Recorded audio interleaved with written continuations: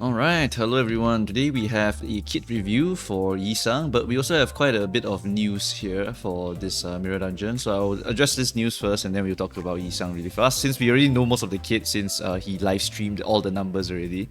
So it's not going to be too interesting. The important thing to note here is that it is confirmed that the achievements and rewards from the achievements are going to be closed for the current Mirror Dungeon. So make sure you go and claim it. And remember the previous video, I made a video talking about double dipping. You just make sure you clear your Mirror Dungeon, then when the MD resets, you go and claim it for the last time, then the new Mirror Dungeon Immortality MD6 comes out, then you get a fresh set of weekly bonus to go and play around with. Remember to go and target this timing over here after the Mirror Dungeon reset for claiming another bonus for your hard mode.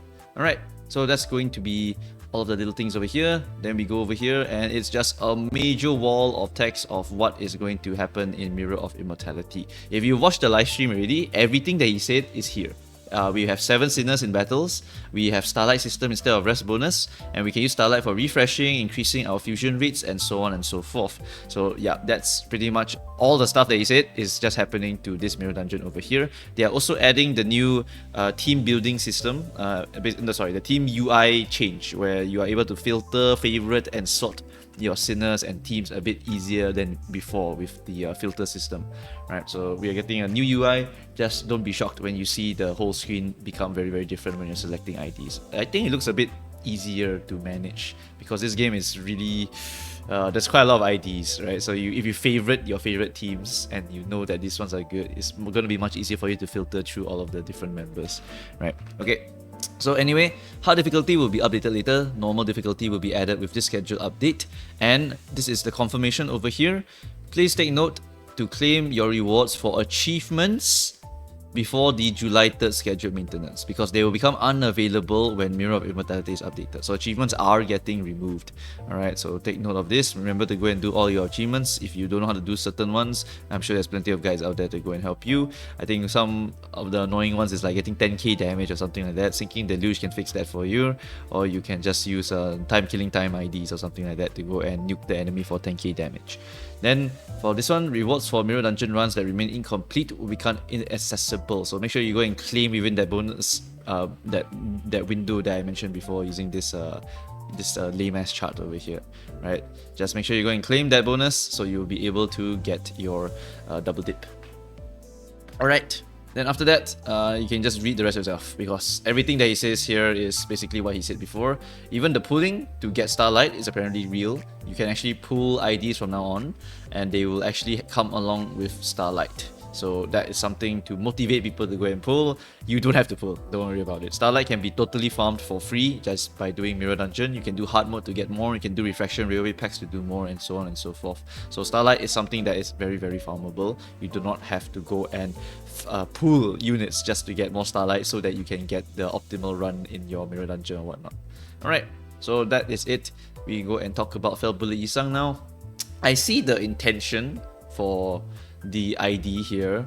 They want to combo with this Fell Bullet Ego over here, and the Ego even gives him +2 poise count over here. If you notice the live stream numbers, I believe he gets 3 poise count in total and 2 poise count over here, and then none of his other skills ever give him poise count. So it's actually quite tricky to kind of maintain his poise count, which is not really a major problem. The Fell Bullet Ego gives him some, and even if you are not killing anything, Nebulizer, Alpha and Beta exists. So they are able to basically synergize with this character and give him additional poise count and poise potency. So it's not really like a super big issue that he doesn't have enough poise count gen. It just means that you're probably using him in the poise team and you're popping nebulizers just to keep everyone healthy in terms of poise count and poise potency outside of the Mirror Dungeon.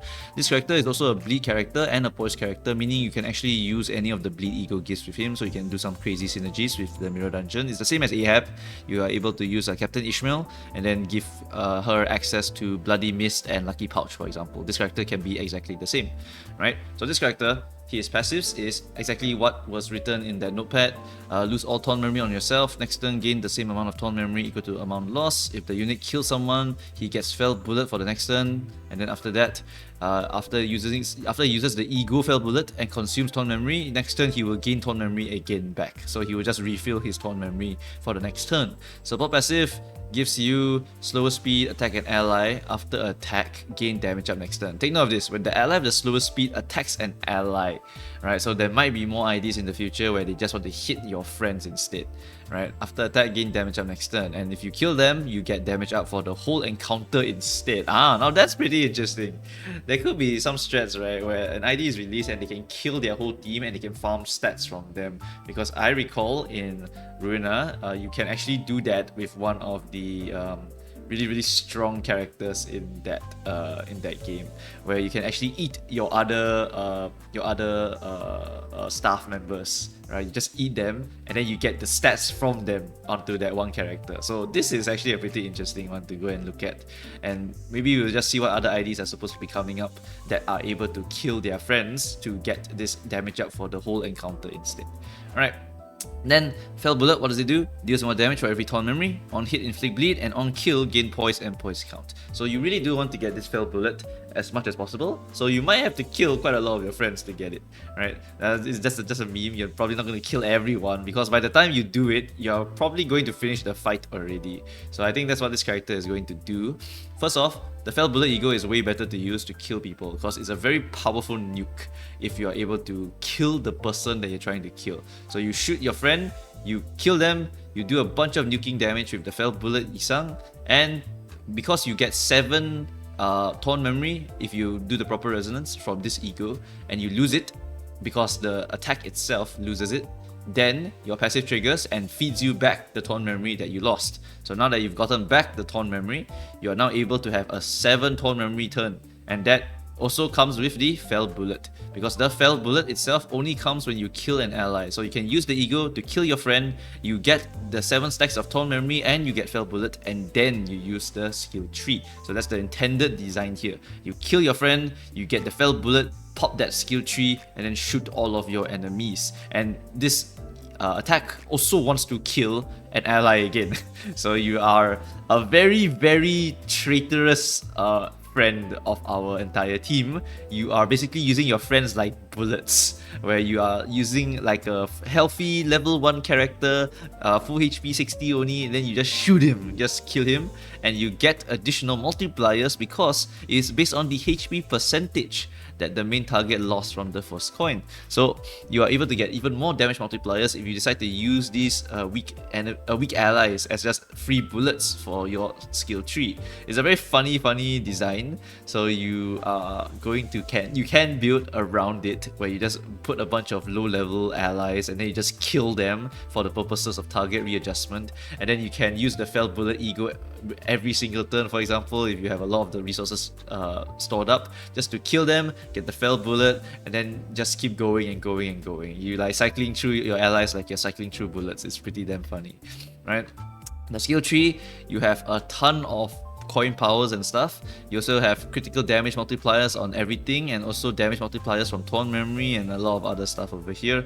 It is a very powerful skill, but you have to sacrifice someone for it. So ultimately, I think that this ID is actually going to be something that speedrunners might want to use, but for the regular players, they might see this and be like, damn, I'm not killing my ally. Just because if you're new and you kill your ally, you just lost 1 important unit out of all of your 12 sinners, and you might not even have 12 sinners, you only have like 6 sinners because you're a new player, right? So killing your friends is not exactly a new player friendly thing, so not recommended for them. For the casual player,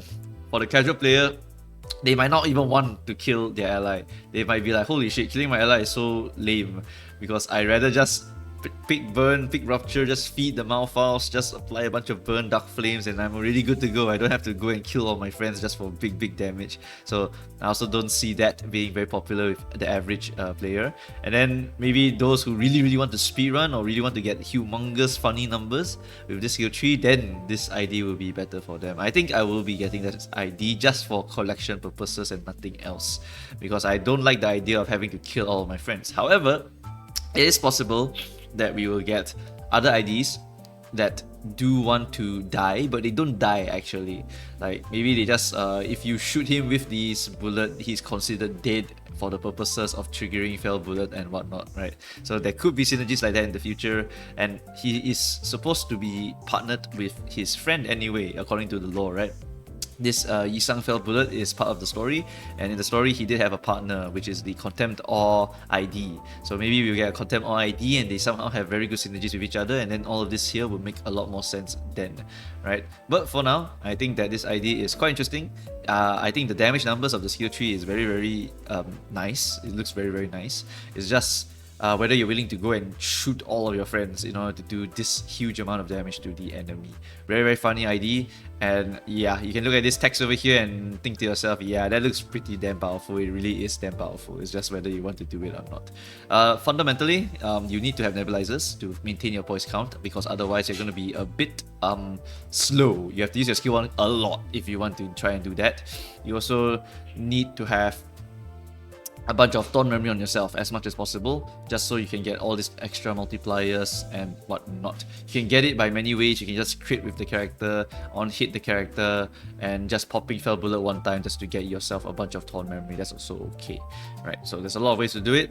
Then the counter skill, you can just use it just to keep giving yourself +2 poise count. Like maybe you don't want to use your skill 2 because you'll run out of poise count, then you just swap the skill 2 with the guard skill instead, because you need to maintain the poise count, otherwise your skill 3 is going to be quite pathetic, because it needs to have the poise count at least before you go and pop this, because you need to crit to deal more damage with the second point. Alright, so that's it. Very interesting ID. There could be a lot of synergies in the future, or this could just be a one and done ID for all I know, right? So this ID is quite interesting, and we shall see what P-Moon is cooking with this one later on. If you have any other stuff that I missed out, feel free to go and comment down below. I'll take a look at it, and then that is going to be it. Remember to go and claim your achievements before this time over here, and then remember to go and double dip your mirror dungeon by clearing it. Don't claim rewards, wait for reset, then claim rewards, then go back to sleep, and then next MD comes, you go and do another few runs just to claim all of that normal bonuses. Alright, so that's going to be it guys. Thanks for watching, and I shall see you guys next time. Bye bye.